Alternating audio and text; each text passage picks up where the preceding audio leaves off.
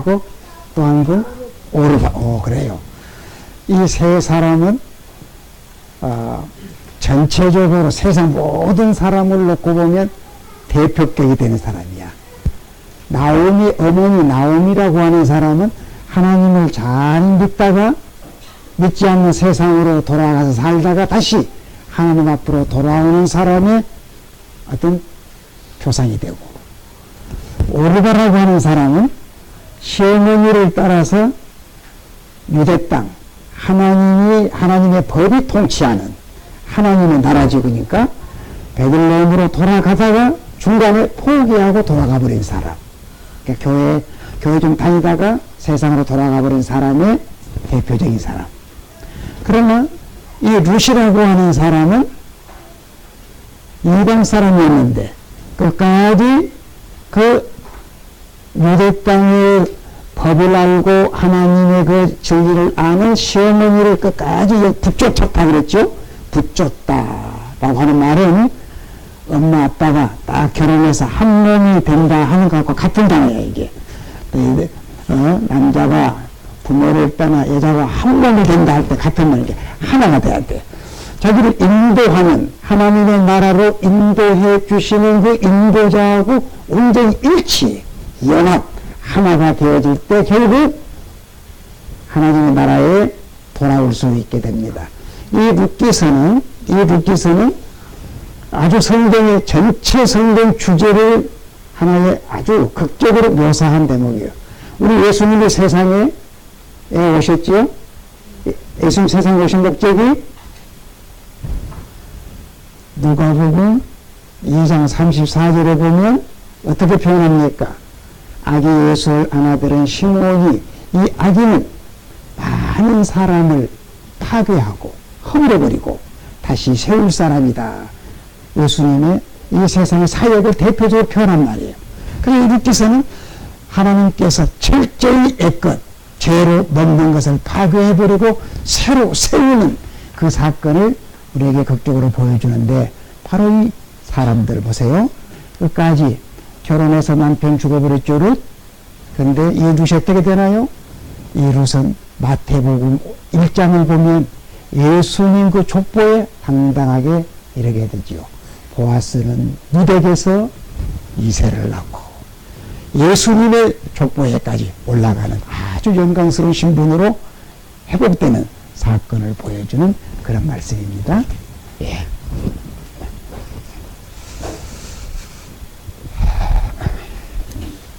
이제 목사님께서 말씀 전하실 때 하나님의 큰 은혜가 있기를 바랍니다.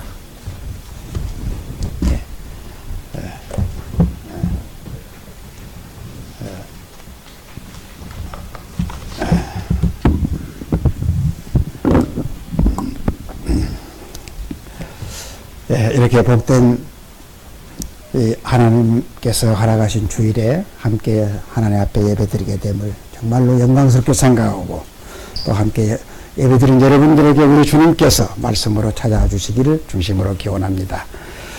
저는 오늘 이 시간에 특별히 우리의 간학교회, 아름다운 교회, 마음속으로 참으로 아름다운 교회로 저는 생각하고 있습니다. 이 교회에서 사역하는 목사님을 제가 일찍 잘 알고 있기 때문에 가장 순전한 마음으로 목회하신 하나님의 종이라 생각하기 때문에 이 교회는 한번 와보고 싶었습니다. 주일날 이렇게 초청해 주셔서 몇 시간을 같이 지나게 된 것 진심으로 감사하고요. 오늘 이 시간에는 우리 어린이들에게 말했던 것처럼 우리 예수님이 이 세상에 오셔서 해야 될 가장 대표적인 사역, 시몬이 예언했지요. 결례를 행하기 위해서 아기 예수를 안고 성전에 왔을 때 그 하나님의 구원을 기다리던 시몬이 그 아기를 알아안고, 성령에 충만했으니까 그 아기가 메시아인 줄 알았겠지요. 받아 안고 축복합니다. 먼저 마리아에게 대해서 축복하죠. 이 아기가 너의 마음을 칼로 찌르듯 하리라. 마리아는 그 말이 무슨 저주 같은 말씀인지 몰랐겠지요. 그러나 그 자기 몸으로 낳은 그 아기 예수가 성장해서 십자가에 달렸을 때 마리아는 그 십자가 밑에서 시몬을 생각했을 거예요. 시몬이 그 아기 예수를 받아 안고 나에게 한 말, 가슴에 칼로 찌르듯 하리라. 자기 자식이, 살과 피를 나눈 자식이 십자가에 달려서 목이 마르다가 아우성을 치는데도 물 한 컵 떠서 줄 수 없는 그 엄마의, 어머니의 그 아픔 생각했을 겁니다. 시몬은 그것을 애원함과 동시에 그 아기에 대해서 이야기합니다. 이 아기는 이스라엘의 많은 사람을 파괴하고 허물어버리고 일으켜 세울 자다. 이렇게 세울 자다. 이것이 예수 그리스도께서 이 세상에 오신 궁극적인 목적이지요. 이 목적을 극적으로 한 사건을 통해서 우리에게 보여주신 복음이 룻기서라고 생각합니다. 그래서 이 시간 룻기서를 가능하면 저희가 허락한 시간 내에 전체적으로 한번 생각을 해보려고 합니다. 그 내부에 있는 구체적인 그 내용들은 그냥 지나가도록 하겠습니다. 여러분, 이 룻기서를 생각해 봅시다.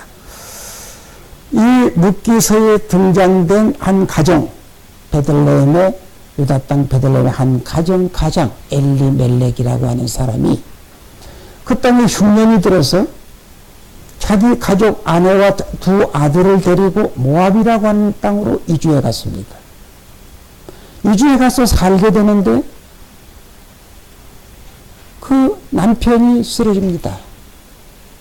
장성한 두 아들들, 어머니는 서둘러서 모압 여인들과 결혼을 시킵니다. 결혼해서 한 10년쯤 사는데 아무런 자손 하나 남기지 않고 아들들마저 다 쓰러집니다. 이 엘리멜렉의 가족 어떻게 됐습니까? 철저히 망가져버리는, 철저히 파손되어버리는, 이것을 지금 이 룻기서의 서론으로 소개해주고 있습니다. 예. 자, 그런데 어떻게 해서 이 룻기서 이 가정에 이런 상황 속에서 그 가정의 가장, 이제 남편이 쓰러졌기 때문에 가정의 그 어른된 나오미가 다시 고향으로 돌아올 생각을 했을까요? 대단히 어려운 생각이지요. 잘 되겠다고 애국에 갔는데 철저히 파괴되고 망한 사람이 다시 고향을 찾아든다. 어려운 것입니다. 성공해서 고향 찾아드는 것은 굉장히 금이 환영하면서 흥분된 일이지만 망해가지고 고향을 찾는 것은 굉장히 어려운 일이죠. 돌아오려고 생각을 했어요. 예. 자, 이 본문으로 들어가기 전에 서론에서 우리가 한 가지 교훈을 얻어야 될 게 있습니다. 왜 도대체 우리가 인간적인 수평적인 면에서 볼 때 이 가정이 이렇게 망가졌는가? 잡히는 것이 하나 있습니다. 떠났다고 하는 겁니다. 떠났다고 하는 겁니다. 어디에서 어디로 떠났습니까? 베들레헴에서 모압으로 떠났습니다. 베들레헴은 뭡니까? 그 말 자체 뜻이 베들레헴, 떡의 집, 양식의 집입니다. 그것보다 이 베들레헴은 훗날 다윗이 조사한 곳이요, 우리 예수님이 나시는 곳입니다. 이 믿음의 조상의 유적이 있는 곳입니다. 무엇보다도 베들레헴은 하나님의 법이 통치하는 하나님의 나라의 상징이지요. 어떤 의미에서 이것은 교회의 전형적인 모형입니다. 하나님의 법이 지배하는 곳에서 살기가 팍팍하다고, 살기 어렵다고, 하나님의 법이 없는 세상으로 깊숙이 떠나버리는 것 위험하다. 하나님의 징계가 기다리고 있다 하는 것을 우리는 여기서 붙잡을 수가 있습니다. 자, 하나님께서 이 가정이 또 무엇이 떠난 것이, 어떤 점이 또 떠났습니까? 한번 해보세요. 이 가정의 가장 엘리멜렉이 탄생했을 때, 태어났을 때, 그 부모들은 그 유대 사람이나 우리나라 사람이나 자식이 태어나면 자기들의 세계관, 자기들의 어떤 이상을 그 이름 석자에 다 집약해서 넣어주고 싶어 하는 것이 우리의 본성이죠. 우리의 마음이죠. 유대 사람들도 마찬가지요. 이 엘리멜렉이 태어났을 때 그 조상, 그 부모들은 어떻게 이름을 지었습니까? 엘리. 나의 하나님은 멜렉 왕이시다. 너의 하나님을 너의 왕처럼 모시고 살아라. 이것이 부모들이 그들에게 물려주고 싶은 정신적인 어떤 그런 유혹이었을 것입니다. 이 어떤 이름을 보면 우리가 그 가문의 어떤 그 신앙적인 어떤 분위기를 알 수 있잖아요. 그런데 엘리멜렉이 커서 장성해서 결혼했습니다. 아들을 낳습니다. 첫 아들이 뭡니까? 말론. 말론. 지금 성경본 풋노트에 그 뜻이 저기 소개되고 있죠. 말론. 예. 이것은 병이라는 말이에요. 그러니까 말하면, 우리식으로 쉽게 말하면 병신하고 이름을 그렇게 지어서 불렀어. 둘째 아들이 났어요. 기름. 없어진, 소모라고 하는 뜻이야. 왜 이들이 그 소중한 자식을 낳아서 이름을 이렇게 부정적인 이름을 지었을까? 도무지 신앙의 가정에서 신앙의 냄새를 맡을 수 없는 이런 이름을 붙여주었을까? 문제가 우리가 보이지 않아요? 무엇이 떠났습니까? 신앙 유산에서 떠나버린 것을 볼 수 있습니다. 신앙 유산에서 떠나는 것. 조상이 물려준 그 신앙, 자기 시대의 어떤 시대적인 사상에 의해서 그것을 저버리고 그걸 떠나버리는 것 굉장히 위험하다. 이것은 아주 모험적인 위험이다. 보여주고 있습니다. 이로써니 이 가정에 하나님의 택한 이 가문을 하나님께 그대로 놔둘 수가 없죠. 징계의 채찍을 들 수밖에 없지 않았겠느냐. 물론 그 배후에 하나님의 섭리가 계셨겠지만 우리가 생각해 볼 수 있는 이런 내용을 우리는 짚어볼 수가 있겠습니다. 자, 아무튼 이 나오미가 무엇인가 잡히는 것이 있었어. 그래서 모든 남편이 죽고 두 자식들이 쓰러지게 될 때에 돌아가야 되겠다. 무슨 마음이었는지 모르지만은 철저히 망가진 이 가정이, 이 가문이, 이 여인이 짐을 정리하고 고국으로 돌아옵니다. 오늘 본문은 그 한 사건이지요. 자, 모압이라고 하는 지역에서 베들레헴이라고 하는 곳을 향해서 지금 가는 노상입니다. 길입니다. 때는 가을입니다. 여러분, 이 본문을 가지고 연극을 한다고 하면 배경이 아주 노란, 화려한 추수 배경을 할 수 있는 장식이 돼야 되겠죠. 등장인물이 세 사람 나타납니다. 나오미, 룻, 오르바. 이 사람은 인류의 세 부류를 나눈다고 할 때 각기 상징성을 가졌습니다. 여호와 하나님을 경외하다가 하나님을 저버리고 세상에 깊숙이 빠져들었다가 다시 오는 사람의 표상, 나오미. 분위기에 따라서 하나님의 나라를 향해서 가다가 중도에 포기해버렸던 오르바. 그러나 끝까지 그 하나님의 법이 통치하는 그 나라를 향해서 가는 시어머니를 붙잡는 이 룻. 여기서 다시 세상으로 돌아간 이 나오미, 오르바는 이제 더 이상 성경에서 그 이름이 나타나지 않습니다. 생명의 책 성경에 그 이름이 더 이상 나타나지 않습니다. 오르바, 그 이상에서는 여기서 끝나고 맙니다. 자, 여기서 봅시다.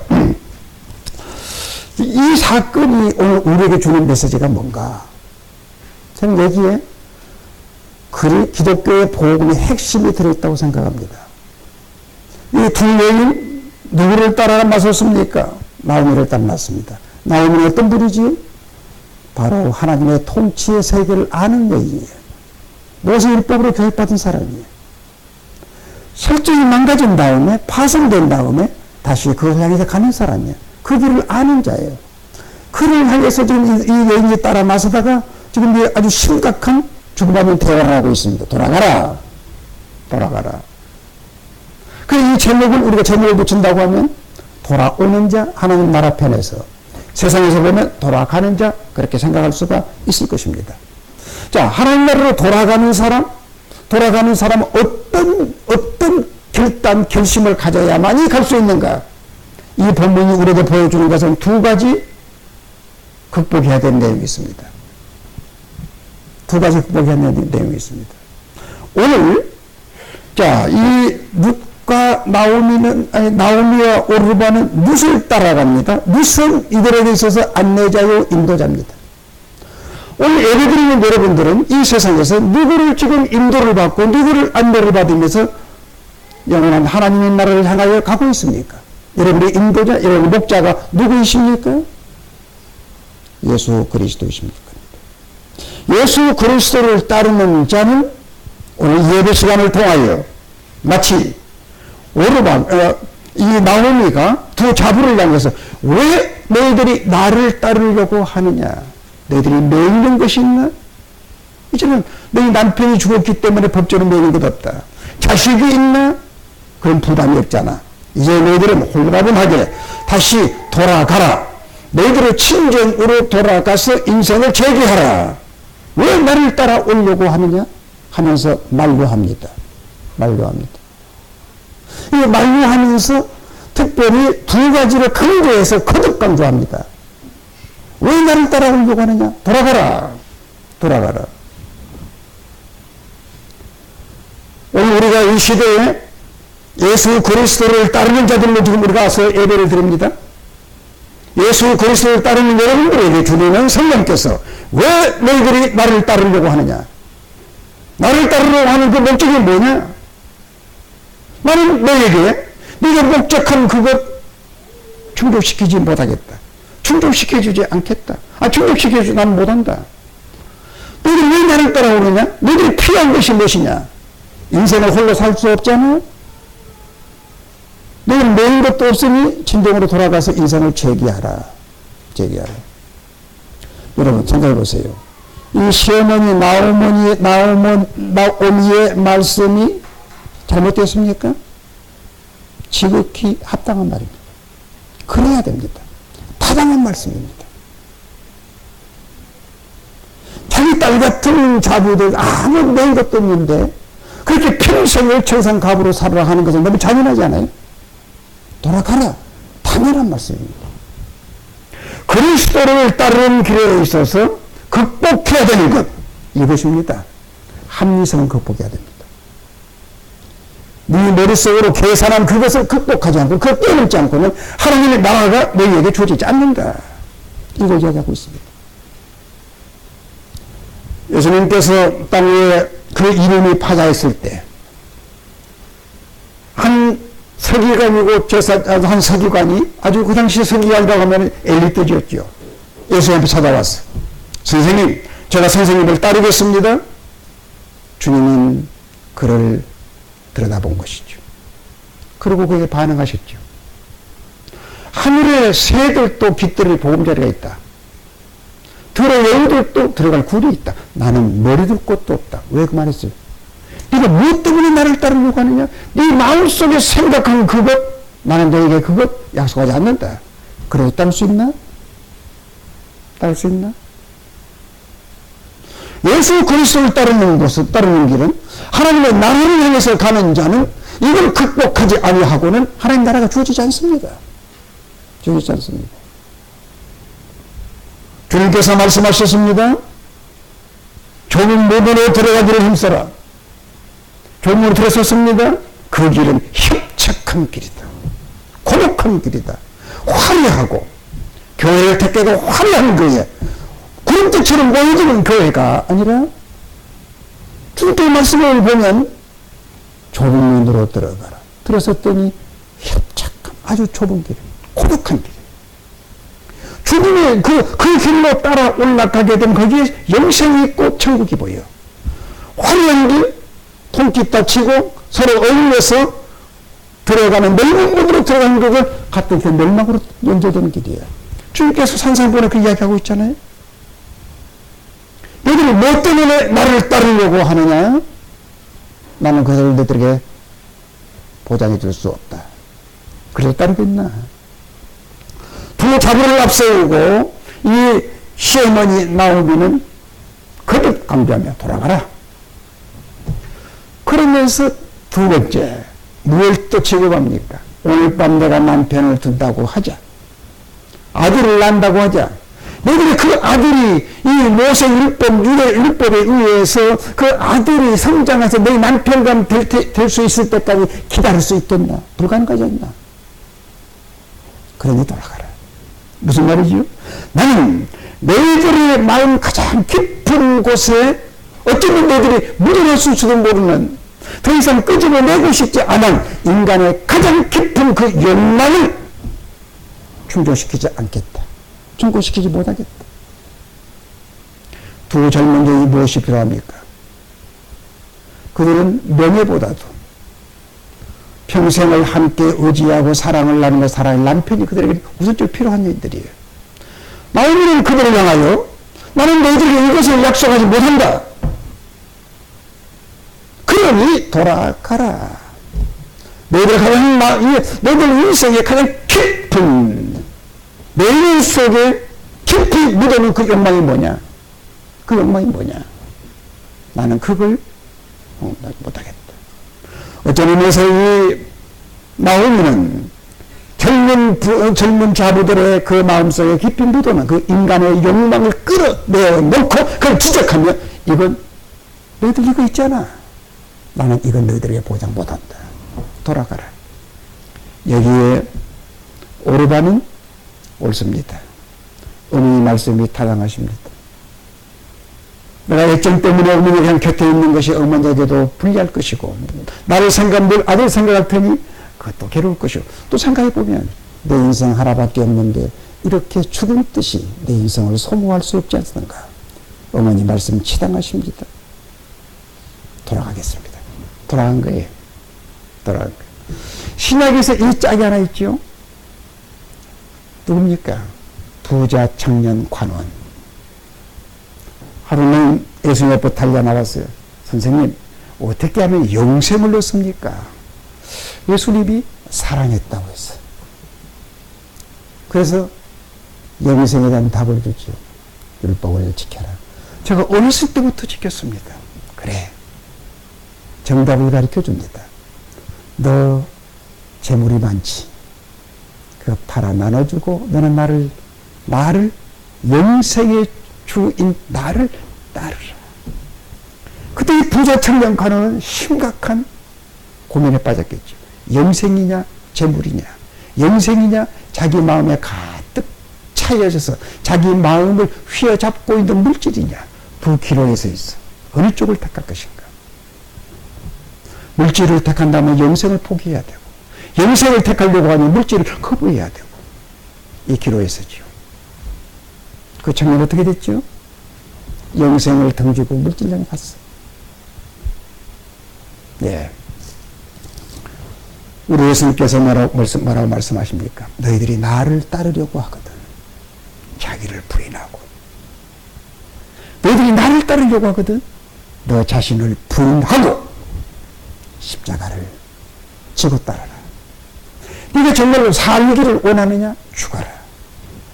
여러분, 이 교회가 속한 대한예수교 장로의 고려파 교회, 저는 한없이 사랑하는 마음을 가지고 제가 이 교단을 섬기고 이어는 은퇴를 했습니다만 사랑합니다. 제가 신학교를 다닐 때 그때 학교를 설립했던 그 설립자 밑에서 공부를 했는데요. 한상동 목사님. 새파란 손자 같은 학생들이 와서 강의했는데 첫 시간에 여러분 왜 이 학교를 찾아왔습니까? 왜 이곳을 찾아왔습니까? 그 당시가 60년대입니다. 1968년도 입학했는데요. 참 가난한 때지요. 먹고 살 것이 없어 찾아왔습니까? 지금도 늦지 않습니다. 연탄 구루마 끓고 사는 것이 훨씬 편합니다. 지금도 늦지 않습니다. 저 채소 미약가 끌고 사는 것이 훨씬 편합니다. 이 길은 죽지 않고는 못 가는 길입니다. 죽지 않고는 못 가는 길입니다. 맥이 통하지 않아요? 자기를 부인하지 아니하고는 이걸 갈 수 없어. 이것은 목사에게만 해당하는 것이 아니라 그리스도인에게 해당하는 거예요. 하나님의 나라는 아무에게나 주어지는 것 아니에요? 5시간에 거치고 하겠습니다. 아무에게나 주어지는 것 아니면 철저히 검증합니다. 철저히 검증합니다. 빌립보서 3장을 보게 되면 우리의 시민권은 하늘나라에 있다고 합니다. 시민권, 시민의 그 권리, 그 하늘나라에 있다고 엄격하게 검증합니다. 적당하게 한국교회가 말하는 대로 우정이 뚜정이 적당하게 천공은 전도 죽어서 선물 받아 말로 나오는 사람들, 여러분들은 교회 와서 구원받다. 그렇게 하지 않습니다. 또 이런 사람이 되어져 있나? 이런 사람이 되어져 있나? 생명을 얻기 위해서는 자기가 죽어야 된다. 너희들이 나를 따라 천국에 가기를 원한다면 천국을 소유하기 위해서는 너 자신을 내려놔야 된다. 포기해야 된다. 너의 마음속에 있는 욕망 포기할 수 있나? 무슨 그 시어머니의 말씀에 이도 젊은 여인입니다. 자기 가슴에 있는 어쩌면 묻어놓고 살았던 인간적인 욕망을 끌어내어서 인간의 욕망의 보자기를 집어빼어 던져놓고 발로 밟고 어머니를 붙쫓았더라. 어머니 붙쫓다. 아들한테 이야기했던 것처럼 붙쫓다는 그 단어 자체가 남자가 부모를 떠나서 아내와 합하여 할때 같은 단어입니다. 이게 합하여 하나 되는 겁니다. 주님과 일치하지 않고는, 주님과 연합되지 않고는 못 가는 겁니다. 주님과 연합되기 위해서는 내가 철저히 비워지지 않고는 주님과 연합이 안 되는 것이죠. 이질적이 되지요. 주님과 연합하기 위해서 내 것이 제로가 되어야 주님의 것으로 연합될 수 있어. 이래서 이 룻기서의 서론 서막이 끝납니다. 세 사람이 등장해서 한 사람은 카트됩니다. 그리고 이제 계속해서 느끼는 아주 극적으로 아주 성령께서 구체적으로 클로즈업 시켜줍니다. 이렇게 마음을 결단한 이 룻, 어떤 마음의 결의를 가지고 있는지를 우리에게 고스란히 보여줍니다. 그것이 15절, 6절, 7절에 나옵니다. 그동안 같이 한번 읽어볼까요? 15절 같이 읽겠습니다. 15절부터 18절까지 읽습니다. 다 같이 시작.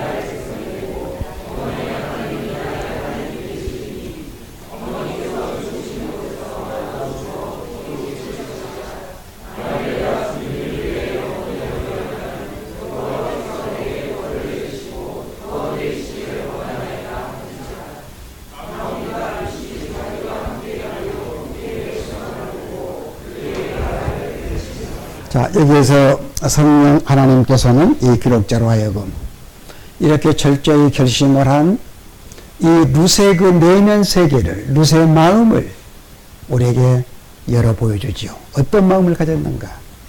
이것은 구약에서 보여주는 가장 아름다운 신앙 고백이라고 저는 보아집니다. 신약에서 베드로가 주는 그리스도시요 하면서 고백했던 그 고백이 아름다운 고백이라면 구약의 대표적인 고백이죠. 자, 어머니께서 가시는 곳, 오늘 우리는 그냥 적용합시다.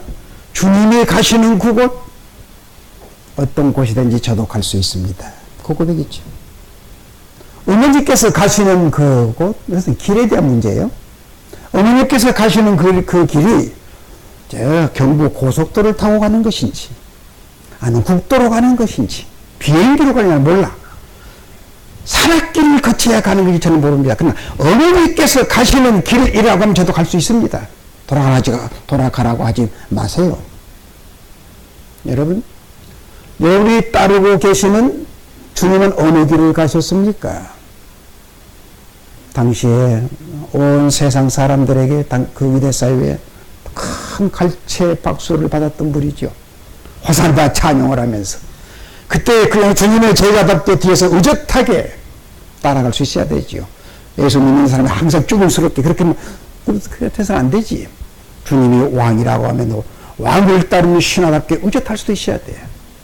근데 주님이 항상 그런 대접만 받으셨습니까? 자기 동족에게 멸시를 받아, 발로 체임을 당해, 얼굴에 침뱉음을 받아, 뺨을 얻어맞아. 주님이, 우리가 따르는 그 주님이 어떤 길을 가셨습니까? 골고다, 겟세마네 동산에 피 흘리는 희도란 고독함, 정말로 천하에 홀로 떨어지는 고독함을 주님은 그 길을 가셨어요. 자기가 달린 십자가를 지고 가셨어요. 우리가 주님을 따른다고 하면 주님을 가신 길 정도는 알고 가야 됩니다. 주님 어느 길을 가셨습니까? 저도 거기 갈 수 있습니다. 고백할 수 있습니까? 무슨 그 고백을 한 거예요. 어머니께서 가시는 길이라고 하면 저도 갈 수 있습니다. 어머니께서 머무시는 곳에 나도 머문다? 우선 요즘 서울 집값입니다. 이 집. 집에 대한 문제입니다. 어머니께서 가셔서 거하실 곳이 아파트 30평인지 13평인지 저는 몰라. 아니 아파트 못 돼서 그거 구할 수가 없어서 남의 집 전세방인지 대구를 내려갔더니 전셋집을 도지라고 해요. 도지? 이러면 그 말 압니까? 경상 사람 할 거예요. 도지란 말 그거 가서 처음 말했어요. 도지 내가지고 살 집인지 전셋집으로 살 것인지 사골세로 살 저는 모릅니다. 그것도 얻을 수가 없어서 남의 집 헛간에 이 자로 펴놓고 누워야 할지 그것도 모르겠어. 그러나 어머니께서 머무시는 곳이라고 하면 저도 머물 수 있습니다. 저도 머물 수 있습니다. 고백할 수 있습니까? 서울 사람들은 온통 저는 지방에서 한인시민 때 목회를 하다 보니까 서울 사람들은 좀 이상해요. 정말로 이 서울이 그렇게 아파트가 비싸야 되는가? 집값이 그렇게 해야 되는 것인가? 온통 서울에 사는 사람들은 집이 하나의 우상인 것 같아.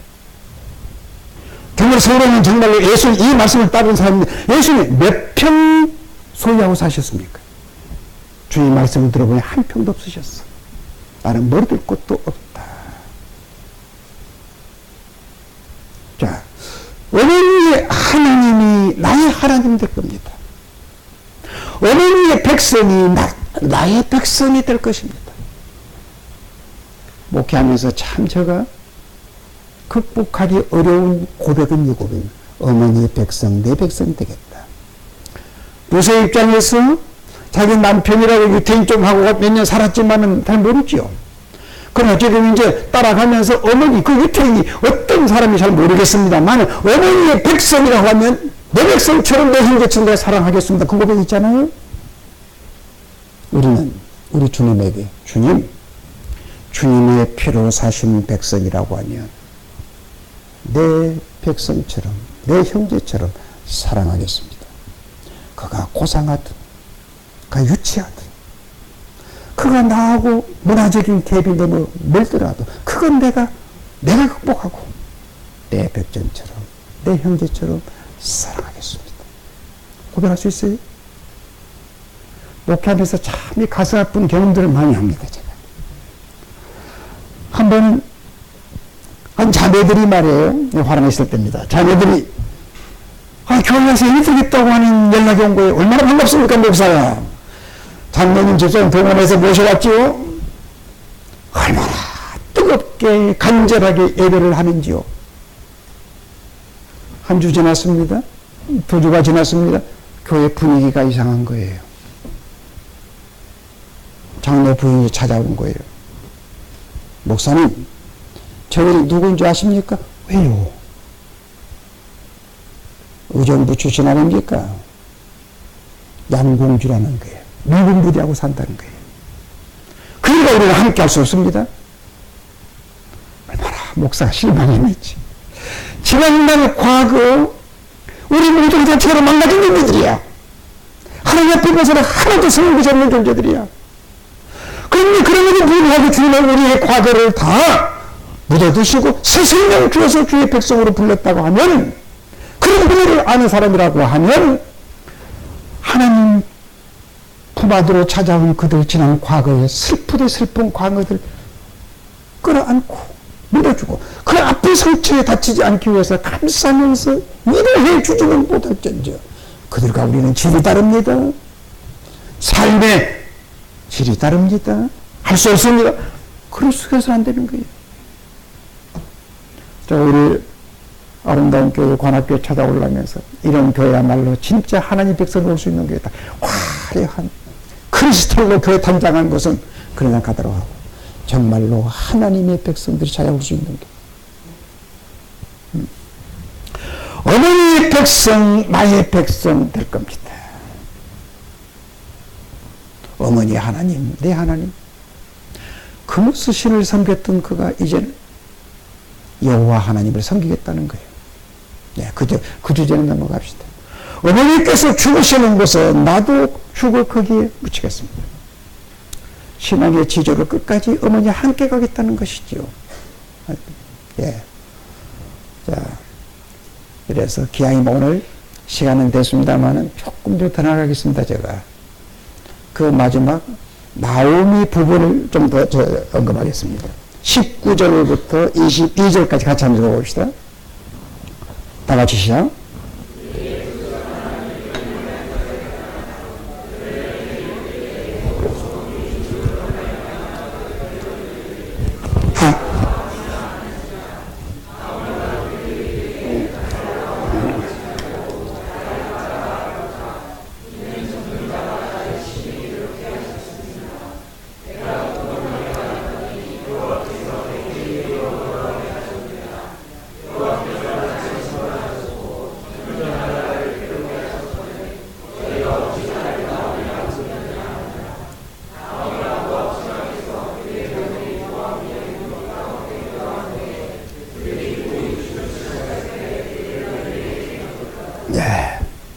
나오미가 고향에 돌아왔습니다. 베들레헴, 나오미가 돌아왔다는 소식을 듣고 베들레헴 성내가 발칵 뒤집혔습니다. 화제거리가 되었습니다. 그러고 보니 나오미가 무명 인사는 아니었던 것 같아. 제법 이름 있는 가문이었던 것 같아. 그러니까 돌아왔다고 온 성내가 지금 발칵 뒤집혔습니다. 자, 떠들어댔다고 했어요. 그 떠들어댄의 주제가 뭘까요? 아이고, 우리 친구 여기 갔는데 안 돼, 돌아왔단다. 빨리 초청해서 그래 좀 이러 좀 하자. 그런 떠들이면서겠습니까? 타락한 인간의 본성은 남이 잘 되어서 돌아오면 배가 아파. 못 되어서 망가져가지고 돌아온 것을 씹기, 까식거리죠.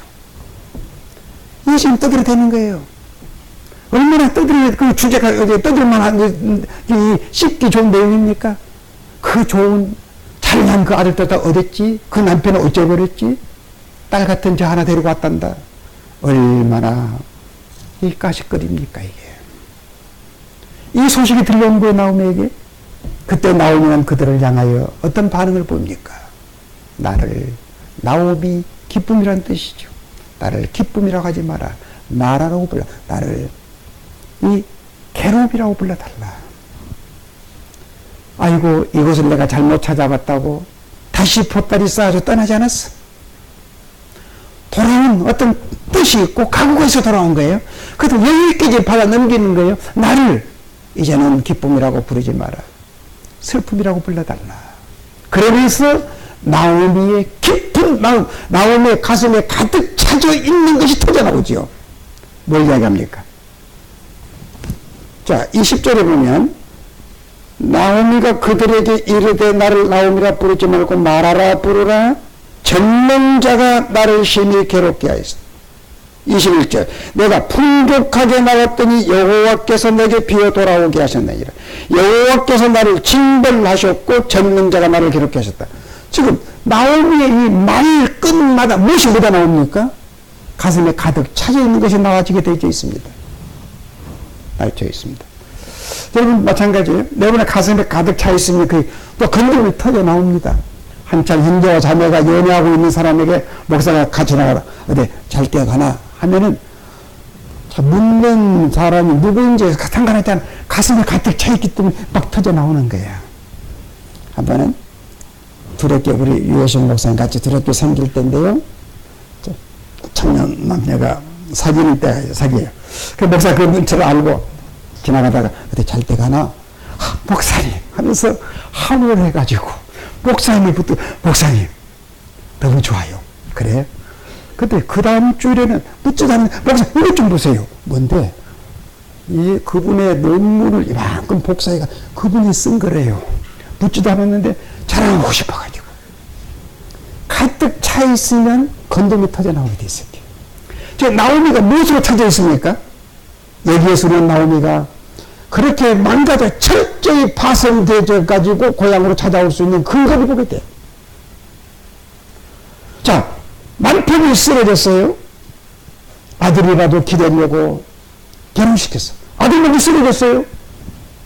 아무것도 없어요. 그때 비로소 나오미는 내 의지할 곳은 남편도 아들도 아니다. 하나님을 바라봤던 것 같아. 이거 보니까. 전능자가 여호와께서 여호와로 지금 충만해진 거야 지금. 그러면서 자기의 슬픈 과거를 어느 입장에서 해석하고 있습니까? 내가 내 남편이 애국에 가자고 나를 이렇게 설득할 때 안 된다고 했어야 되는데 내가 그렇게 못한 것이 한이 된다고 가슴을 치는 거 아니야. 남편이 그런 생각이 없었는데 여보 우리도 좀 잘 때 보자고 이 애국에 나가봅시다 라고 설득했다고 하면 그것이 맺혀가지고 못 살아. 자기의 역사를, 자기의 슬픔, 자기의 과거를 자기가 주체가 되어서 해석하면 못 견디는 겁니다. 이런 입장에서. 견디겠어요?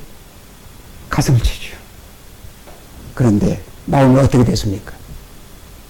내가 풍족하게 나왔더니 전능자가 뒤져버렸다.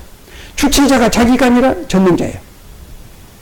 내가 이렇게 했더니 여호와께서 나를 망가지게 만들었어. 여호와께서 나를 이렇게 만든 거야. 전능자가 이 짧은 말 속에 전능자가 여호와께서 전능자가 이 나오미는 전능자 여호와로 충만해져 있어. 하나님을 떠나서 내가 밖으로 나갔다. 하나님 나를 뒤집어 버렸다고 하면 생선이 떼어버렸다고 하면 내가 지금부터라도 성경은 표현되지 않았습니다만 제가 거룩한 상상을 해본 겁니다. 내가 지금부터 하나님 품 안에 돌아가게 되면 넉넉히 여호와께서 전능자께서 나의 삶을 회복하시리라. 그걸 믿어지는 거예요. 그래서 돌아온 거예요. 이거 없으면 못 돌아온 거예요. 전능자가 나를 여호와께서 나를. 성도 여러분, 여러분의 지금 현실이 어떠하든지 지금 잘 되었다 성공적인 생수가 가는 것이 여러분의 주체가 돼서 해석하게 되면 교만해집니다. 내가 잘했지. 내가 머리가 좋아. 내가 재수가 좋아. 내가 계획이 좋았어. 하나님이 개입할 틈을 안 줘. 자기가 주체가 되면. 너 같은 것이 무엇인데 하나님이 이렇게 태계하셨습니까? 하나님 앞에 나는 망가졌어. 죄와 사망에 빠져 있었던 나를 하나님 건져주셨다. 이 하나님의 어떤 그 조건을 붙들지 아니하면 우리가 자기가 성공했다고 생각할 때 하나님 개입할 여유를 못 주지요.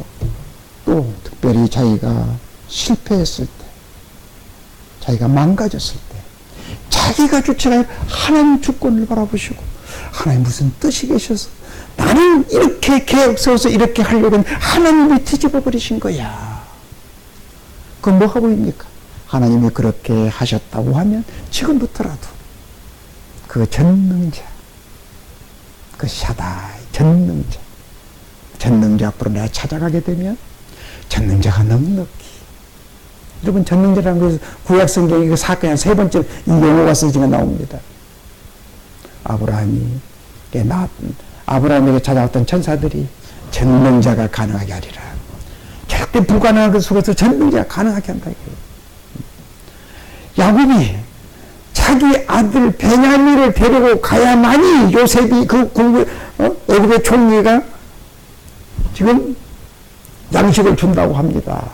베냐민 안 들어가면 못 갑니다. 라고 이렇게 아들들 한 대목 기억하시죠? 그때 쓸 때 야곱이 전능자가 함께라 데리고 가라. 이때 전능자. 불가능한 현실 속에서 가능하게 하시는 그 하나님, 그걸 믿었던 거예요. 성도 여러분, 여러분들의 현실을 보면서 이 전능자 여호와 그 주권 신앙을 든든히 붙잡을 때 우리 삶이 어떠하든지 행복할 수 있습니다. 우리 삶이 어떤 환경 속으로 내가 빨리 들어간다 할지라도 그곳에서도 찬송 부를 수 있습니다.